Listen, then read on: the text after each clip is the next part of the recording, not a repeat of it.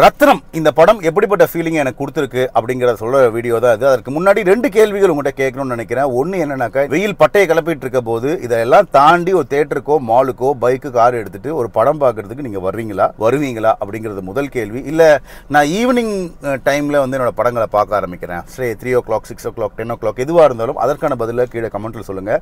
அது மட்டும் இல்லாமல் இன்னைக்கு ஈவினிங் டைம் ஃபுல்லாமே வந்து ஐபிஎல் ஆக்கிரமிச்சுட்டு இருக்கிற போது அதை தாண்டி ஒரு ஹை கொடுக்கக்கூடிய என்னுடைய ஃபேவரட் டிரெக்டர் அண்ட் ஹீரோஸுடைய படம் வருதுனாக்கா அதை நீங்கள் பார்க்க விருப்பப்படுறீங்களா இல்லையா அப்படிங்கிறதையும் கீழே சொல்லுங்கள். இது ரொம்ப ரொம்ப முக்கியம், not only for Tamil cinema, Indian சினிமாவுக்கு ரொம்ப ரொம்ப முக்கியமான ஒரு காலகட்டமாக இருக்குது.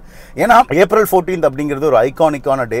அதில் நிறைய படங்கள் வந்து ரிலீஸ் ஆகும். இப்போ சமீப காலமாக அந்த ரிலீஸ் ரொம்ப கம்மியாக இருக்குது. அதற்கு காரணமாக சொல்லப்படுறது ஒன்று வெயில், இன்னொன்று இந்த ஐபிஎல்னு சொல்கிறாங்க.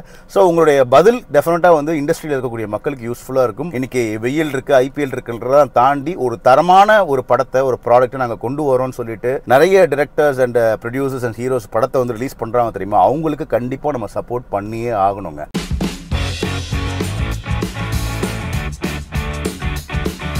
சார், மேடம், தம்பி, தங்கச்சி, தாத்தா, பாட்டி, அங்கிள், ஆண்டி, வணக்கம். நான் ஆர்ஜே ரஞ்சித். நீங்கள் பார்த்துட்டு இருக்கிறது நம்ம ட்ரெண்ட் யூடியூப் சேனல்.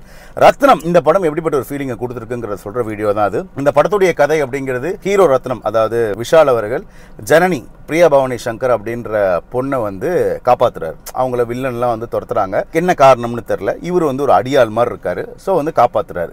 கிட்டத்தட்ட பார்க்குற போது சலார் படத்துடைய ஒரு ரெஃபரன்ஸ் மாதிரி தெரிஞ்சது. ஏன்னா அதில் பிரபாஸ் வந்து பார்த்தீங்கன்னாக்கா எப்படி ஸ்ருதிஹாசனை காப்பாற்றுவாரோ அதே மாதிரி ஹீரோ விஷால் வந்து பிரியா பவானி சங்கரை காப்பாற்றுறாங்க. பட் ஒரு எக்ஸ்ட்ரா எஃபர்ட் எடுத்து பயங்கரமாக சண்டை போட்டு காப்பாற்றுவார். அதற்கு பின்னாடி ஒரு காரணமும் இருக்கும். அந்த காரணம் வந்து விஷால் தரப்புலேருந்து பார்க்குற போது ரொம்ப ரொம்ப நியாயமான ஒரு விஷயமாகவும் இருக்கும். ஸோ இதுதான் படத்துடைய கதை. அவர் காப்பாற்றினாரா இல்லையா அப்படிங்கிறது தான் படத்தில். நமக்கு ரொம்ப ரொம்ப பிடிச்ச ஆக்டர்ஸ் நிறைய பேர் இருக்காங்க. அது விஷால், பிரியா பவானி சங்கர், சமுத்திரகனி, யோகி பாபு, கௌதம் மேனன், இவங்க எல்லாமே வந்து பார்த்தீங்கன்னா அவங்களுடைய பார்ட்டை ரொம்ப ரொம்ப அழகாக பண்ணியிருக்காங்க. அண்ட் கௌதம் மேனன் அவர்கள் அண்ட் ஹரியோட படத்தில் பார்க்குற போது அது ஒரு புது கிக், ஒரு ஹை கொடுத்தது அப்படின்னுமே சொல்லணும். குறிப்பாக வந்து அண்ட் யோகி பாபுடைய அந்த ஒன்லைனர்ஸ், அந்த டைமிங்கு, அரசியல் சார்ந்து அவங்க போடுற சில விஷயங்கள்லாம் வந்து தேட்டரில் நல்லா ஒர்க் அவுட் ஆயிருந்துச்சு அப்படின்னு தான் சொல்லணும். இந்த படத்துக்கு ஆக்சுவலாக ரத்தம்னு தான் பேர் வைக்கிறதா இருந்தாங்க. பட் ரத்தம் ஆல்ரெடி விஜய் ஆண்டனி எடுத்துட்டார் அப்படின்றதுனால ரத்னம் பேர் வச்சுட்டாங்க. கிட்டத்தட்ட 8-9 சண்டை காட்சிகள் இருக்கு. 8மே பாத்தீங்கன்னாக்கா ஒரு ஹை இன்டென்சிட்டி சண்டை காட்சிகள். அது ஒரே ஸ்டண்ட் மாஸ்டர் வச்சு எடுக்காம வெரைட்டி ஆஃப் ஸ்டண்ட் மாஸ்டர்ஸ் வச்சு அவங்க எடுத்திருக்காங்க. ஒரு ஸ்டண்ட்டுமே டிஃப்ரெண்டா இருக்கு.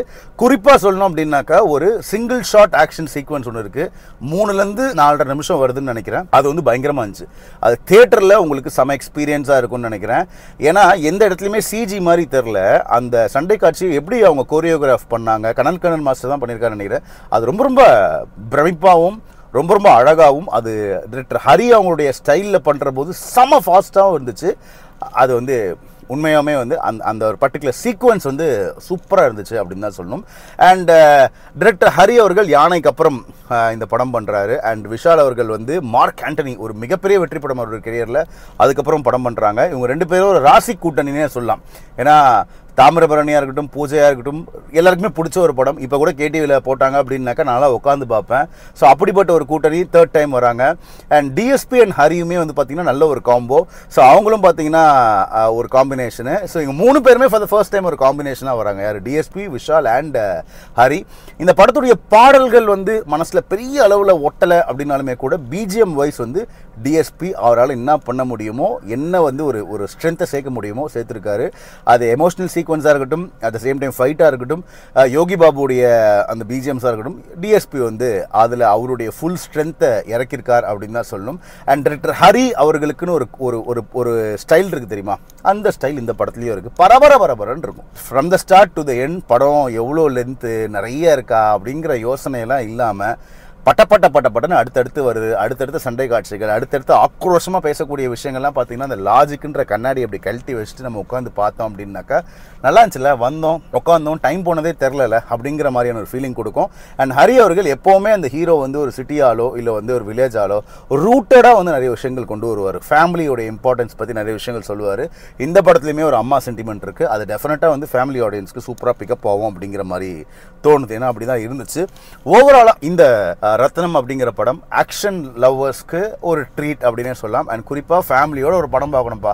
எங்கள் வீட்டில் அப்பா அம்மா தாத்தா பாட்டி குழந்தைங்க எல்லாரும் கூப்பிட்டு வந்து சண்டையும் இருக்கணும், அட் த சேம் டைம் கொஞ்சம் வந்து நிறைய ஃபேமிலி பாண்டிங்ஸையும் வந்து சொல்லக்கூடிய ஒரு படமாக இருக்கணும் அப்படின்னாக்கா ரத்னம் வந்து ஒரு பர்ஃபெக்டான ஒரு காம்போ அப்படின்னு சொல்லலாம். அண்டு 3வது வாட்டியுமே வந்து அவங்க என்ன ப்ராமிஸ் பண்ணாங்களோ அதை கொடுத்துட்டாங்க. புதுசாக எதாவது இருக்கா அப்படின்னு கேட்டிங்கன்னா எனக்கு அது சொல்ல தெரில. புதுசாக எதுவுமே வந்து ட்ரை பண்ண மாதிரிலாம் தெரில. பட் ஒரு ஹரி படம் எப்படி இருக்குமோ, ஒரு விஷாலும் ஹரியும் சேர்ந்தால் எப்படிப்பட்ட ஒரு ஃப்ளேவரில் படம் பண்ணுவாங்களோ அந்த ஃப்ளேவரில் அந்த படம் இருக்குது. அண்டு இது தெலுங்கு ஆடியன்ஸுக்கும் பிக்கப் ஆகும், தமிழ் ஆடியன்ஸுக்கும் பிக்கப் ஆகும். ஏன்னா விஷால் அவர்களுக்கு வந்து தெலுங்குலேயுமே ஒரு பெரிய ஃபேன் பேஸ் இருக்குது.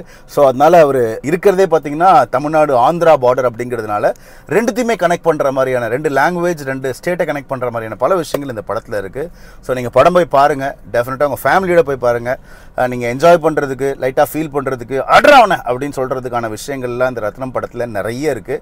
ஸோ நீங்கள் பார்த்துட்டு நான் சொன்னது கரெக்டாக இருக்கா அப்படிங்கிற எல்லாத்தையுமே கீழே கமெண்ட்டில் சொல்லுங்கள். இப்படி சினிமா சம்மந்தப்பட்ட நிறைய விஷயங்கள் நீங்கள் தெரிஞ்சுக்கணும் அப்படின்னாக்கா நம்ம ட்ரெண்ட் யூடியூப் சேனலை லைக் பண்ணிக்கோங்க, ஷேர் பண்ணிக்கோங்க, சப்ஸ்கிரைப் பண்ணிக்கோங்க, அந்த பெல் ஐக்கானை அமுத்தி விட்ருங்க. நன்றி, வணக்கம்.